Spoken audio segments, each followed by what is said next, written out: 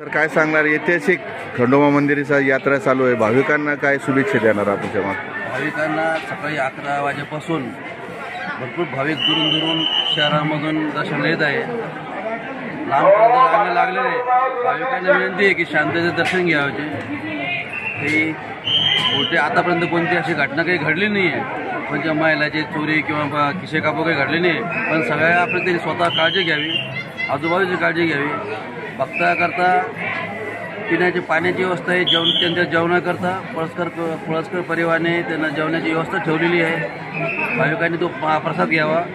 त्याच्यानंतर आता जे खंडोबा देवस्थान 7 तारखेपासून यात्रा चालू झाली, 7, 8 आणि उद्या 9 तारखेला पुरा ग्रामीण भागातून परत लोक येणार. आसपासचे खेडे असे 9 तारखेला ते लोक यात्रेमध्ये येतात. खंडोबाचं जर जो 1500-1600 वर्षापूर्वीचं मंदिर आहे आमच्याला, कोणी श्लोक आले ते ओळखण्याचा जीर्णोद्धार केला होता. अशी आमची आकिंका आहे. भाविकांच्या लांबच लांब रांगा लागलेल्या आहे. काय भाविकांना तुम्ही संदेश देणार याच माध्यमातून? आमचे जे 20 ते 25 सिक्युरिटी गार्ड आहे आमच्यावाले, 50-60 आमचे स्वयंसेवक येतात त्यांच्याकरता. भाविकांना एकच विनंती की जास्त गडबड करू नका, मध्ये घुसण्याचा प्रयत्न करू नका. पोलीस फोर्स पण आहे, पण भाविकचा रोटा दर्शन खूप मोठे वाढलेला आहे, त्यामुळं गर्दी पण वाढलेली आहे. भाविकांनी एकच विनंती की शांत दर्शन घ्या, रांगेत दर्शन घ्या आणि आपली सुरक्षा करा. मंदिराच्या कमिटीने काय काय आयोजन केलेले आहे, काय व्यवस्था केलेली आहे? देवस्थानने महापालिकातर्फे आरोग्य शिबिर आयोजित केले आहे, रक्तदान शिबिर आहे, मोफत आरोग्य शिबिर आहे, कोणाला आणि ॲम्ब्युलन्सची व्यवस्था आहे, अग्निशामक दल आहे, ॲम्ब्युलन्सची व्यवस्था केलेली आहे. काही दुर्घटना झाली तर आमची 2च मिनिटावर आम्ही अग्निशामक दल पण आहे आणि ॲम्ब्युलन्स पण उभं केलेली आहे. आपल्या मंदिरात दर्शनासाठी कुठून भाविक कोणत्या देशातून राज्यातून येत आहे दर्शनासाठी? महाराष्ट्रासह कर्नाटक राज्यातून पण इथं भाविक येतात, गुजरातमधून पण भाविक येतात. तर आपल्या कमिटीमध्ये कोण आहे त्यांची नावं सांगा. आमच्या कमिटीमध्ये आता अध्यक्ष रमेश चोपडे, सचिव पळसकर आहे. टोटल आमची 21 जणांची बॉडी आहे. आता 21 जणांचे नाव सांगायचं म्हणजे 21 जणांचे अध्यक्ष सचिवांची पाशी 21 जणांची बॉडी आमच्याकडे. पोलीस प्रशासनाने कसं बंदोबस्त लावलेला आहे आपल्या? पोलीस प्रशासनानं बंदोबस्त लावला, पण थोडा प्रतिसाद आम्हाला कमी वाटतो. काय दक्षता घ्यायला पाहिजे?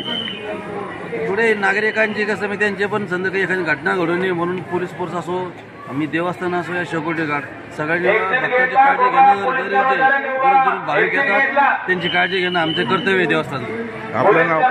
शर्मिला शिराणे, विश्वस्त सातारा.